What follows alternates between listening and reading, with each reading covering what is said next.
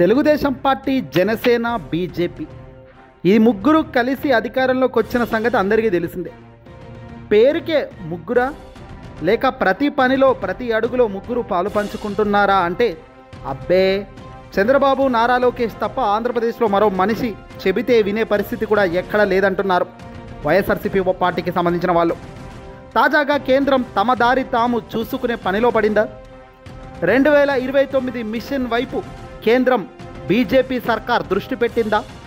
ఖచ్చితంగా అవును అనే సమాధానం ఇప్పుడు కేంద్ర ఢిల్లీ పెద్దల నుంచి వినబడుతోంది. తెలుగుదేశం పార్టీ, జనసేనతో జాగ్రత్తగా డీల్ చేస్తూ ముందుకు పోతుంది బీజేపీ సర్కార్. ఇటు ఎంబటెంబటే వీళ్ళతో జతకట్టిన కూటమితో విడిపోలేక, అలాగాని ఎలకాలం వీళ్ళతో నడిచే పరిస్థితి లేదు అనేది క్లియర్గా కమల్నాథులు చెప్పేస్తున్నారు. కూటమిగా తెలుగుదేశం పార్టీ రెచ్చిపోయి పరిపాలన చేస్తుందా? వాళ్ళను కనీసం హెచ్చరించడమో పట్టించుకోవడమో కూడా లేదు అనే టాపిక్ ఇదిగో ఇందుకేనట. ఇటీవల జగన్మోహన్ రెడ్డి గారు ప్రెస్ మీట్లో ఒక మాట చెప్పారు.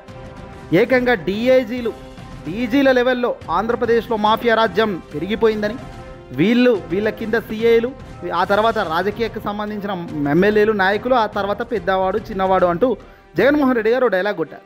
అంటే పోలీస్ వ్యవస్థను భ్రష్టు పట్టించారు, డీఐజీలు, ఏసీపీలు సైతం మాఫియా రాజ్యం పెరిగిపోయిందంటూ కూడా జగన్మోహన్ రెడ్డి గారు, మాజీ ముఖ్యమంత్రి స్థాయిలో ఉన్న వ్యక్తి అన్నారు. ఆ మాఫియా మొత్తం తెలుగుదేశం పార్టీకి సంబంధించిన చంద్రబాబు పుత్రరత్నం నారా లోకేష్ నడిపిస్తున్నారు. చంద్రబాబు కేవలం ప్రమోషన్లు, వీడియోలు, కేవలం వీటికే పరిమితమయ్యారు అనేది క్లియర్గా తెలుస్తుంది. ఇక ఇదే పోలీస్ అధికారులు కేంద్రం దృష్టికి కూడా జగన్ చెప్పిన విషయాన్ని తీసుకెళ్ళినట్టుగా సమాచారం అందుతుంది. అంటే బీజేపీ ఇప్పటిదాకా ఎలాంటి దానికి స్పందించలేదు, అలాగని వాళ్ళను హెచ్చరించలేదు. ముగ్గురుగా జతగట్టారంటే అధికారం ముగ్గురికి పంచినట్టే కదా లెక్క. అంటే ఇప్పుడు అధికారం పేరుకు చంద్రబాబు నాయుడు ముఖ్యమంత్రి హోదాలో ఉండిపోవచ్చు, కానీ ఇక్కడ జనసేన అధినేత పవన్ కళ్యాణ్ చెప్తున్న మాటలు కన్సిడరేషన్ చేస్తున్నారు కదా అక్కడో ఇక్కడో. అయినా కూడా బీజేపీకి సంబంధించిన వ్యక్తులు పైనుంచి హ్యాండిల్ చేయాల్సిన పరిస్థితి ఎందుకు లేదు, కానీ వాళ్ళు ఎందుకు హ్యాండిల్ చేయడం లేదు? అంటే తెలుగుదేశం పార్టీ చేసే తప్పులను చేసే పరిస్థితి ఇచ్చి రేపొద్దున అదే తప్పులను ఎత్తి చూపి బయటకు పోతారా అంటే ఏదైనా రాజకీయాల్లో సాధ్యమే మిత్రమా. ఈరోజు చేయి కలుపుకొని మంచి వాళ్ళని భుజాలు దరుపుకోవచ్చు, రేపు అదే భుజాలు విరగొట్టుకునేందుకు ఎదురు చూసుకోవచ్చు. కాలం ఎప్పుడూ ఒకేలా ఉండదు అనే దానికి మన కళ్ళ ముందే అనేక ఉదాహరణలు ఉన్నాయి. కట్ చేస్తే 2014లో ఇదే పెద్ద మనుషులు తెలుగుదేశం పార్టీ, బీజేపీ జతగట్టారు, పొత్తులకు పెట్టుకొని ఎన్నికలకు వెళ్ళారు. వీళ్ళిద్దరిని చూసిన పవన్ కళ్యాణ్ ఈ పొత్తుకు మద్దతుగా నిలిచాడు. ఆ తర్వాత ఏం జరిగింది? అధికారం వచ్చిన ఏడాదిన్నర తిరక్క ముందే, సరిగ్గా 2 ఏళ్ళు నిండక ముందే తెలుగుదేశం పార్టీ ప్రత్యేక హోదా అడిగితే ఇవ్వట్లేదు, రాష్ట్రం అంటే చిన్నచూపు అంటూ బయటకు వచ్చేసింది పొత్తులో నుంచి. ఇంకా తర్వాత వీళ్ళ నుంచి చంద్రబాబు తెలుగుదేశం పార్టీకి సంబంధించిన వాళ్ళని విమర్శిస్తూ, కేంద్ర పెద్దలను విమర్శిస్తూ పవన్ కళ్యాణ్ వచ్చారు. అంటే సర్వసాధారణంగా జరిగిందా లేదా ఇదంతా కూడా?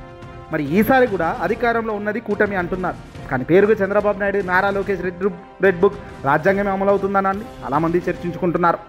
అక్రమ అరెస్టులు, ఛార్జ్ షీట్లు, సిబిఐలు, సిట్లు, వీళ్ళందరి చేత పూర్తిగా తెలుగుదేశం పార్టీ లా అండ్ ఆర్డర్ను భ్రష్టు పట్టిస్తుంది అంటూ కూడా వైసీపీ వాళ్ళు అంటున్నారు.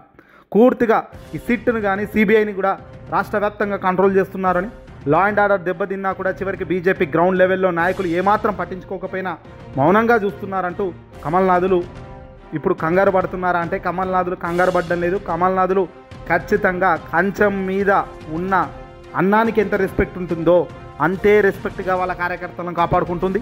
అవకాశం వచ్చినప్పుడు ఎక్కడ అడుగులు ఎలాంటి పరిస్థితుల్లో ఈక్వేషన్స్ మార్చాలో అన్నది బహుశా వాళ్ళకి తెలిసినంత ఎవరికి తెలియదు. వాళ్ళ ఈక్వేషన్స్ వాళ్ళకు ఉన్నాయి అని ఇండిపెండెంట్గా 2029లో పేరుకు ముందుకు పోవాలని చూస్తుంది. పొత్తులో ఎన్నేళ్ళని ముందుకు పోతాం, మైలేజ్ రాని ప్రయాణం చేసి కూడా వృధానే కదా. అందుకే రాబోయే కాలంలో ఎన్నికలు ఎప్పుడు వచ్చినా 1 నేషన్ 1 ఎలక్షన్ అంటున్నారు, జమిలీ ఎన్నికలు అంటున్నారు. వాళ్ళకు తెలుసు ఎప్పుడు ఏం జరుగుతుందో, దానికి తగ్గట్టుగా స్కెచ్ రూపారు, ఆ దిశగానే అడుగులు వేస్తుంది. అందులో భాగంగానే టీడీపీకి సంబంధించిన వ్యక్తులకు పెద్ద పీట ఇస్తూ వీళ్ళను సైలెంట్గా ఉంచుతున్నారు, బీజేపీని చక్కదిద్దుకుంటున్నారు, అలాగే గ్రౌండ్ లెవెల్లో ఉన్న తమ బలాన్ని పెంచుకునే ప్రయత్నం చేస్తున్నారు. ఇటీవల పురంధేశ్వరి గారికి గొప్ప అవకాశం ఇస్తూ ప్రమోషన్ ఇచ్చే కార్యక్రమం చేసిపోతున్నారు.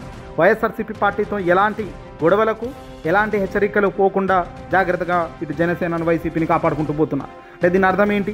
రేపొద్దున ఏజ్ జరిగినా ఇటు ఎనీ కాస్ట్ మళ్ళీ వైసీపీ వాళ్ళు అందుబాటులో ఉండేటట్టుగా కమల్నాథులు రూపకల్పన చేసుకుంటున్నారు.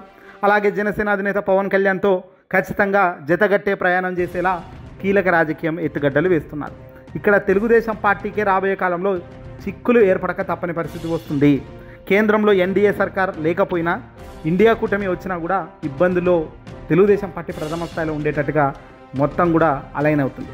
ఏడాది లేదా 2 ఏళ్లలోపే కూటమి ఖచ్చితంగా బయటకు వచ్చే అవకాశాలు కనబడుతున్నాయి. కమల్నాథులు తెలుగుదేశం పార్టీ చేస్తున్న ఈ అరాచక దృష్టిది, అరాచక పరిపాలన బాలేదు అని వైసీపీ వాళ్ళతో పాటు బీజేపీ వాళ్ళు కూడా సమర్థిస్తున్నారు.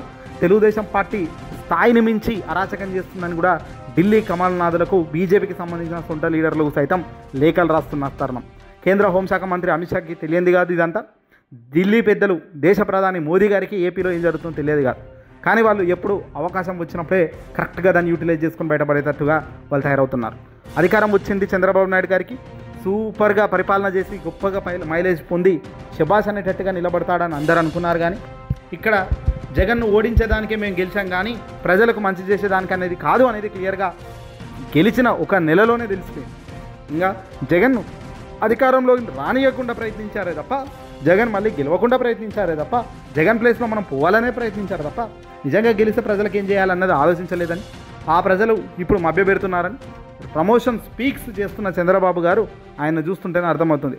టీడీపీ ప్రస్తుతం చేస్తున్న ప్రతి తప్పు ఎత్తి చూపడం లేకపోతే వేరే అంశాలను తెరపైకి తెస్తుందా అన్నది మాత్రం చూడాల్సిన అవసరం ఉంది కేంద్రంలో ఉన్న బీజేపీ సర్కార్. ఏదేమైనప్పటికీ కూడా ఛాన్స్ ఎప్పుడు ఎటైనా తిప్పేస్తుంది, ఎటైనా నిలబెట్టేస్తుంది. ఈ వీడియోని అసలు ఎక్కువ షేర్ చేయండి.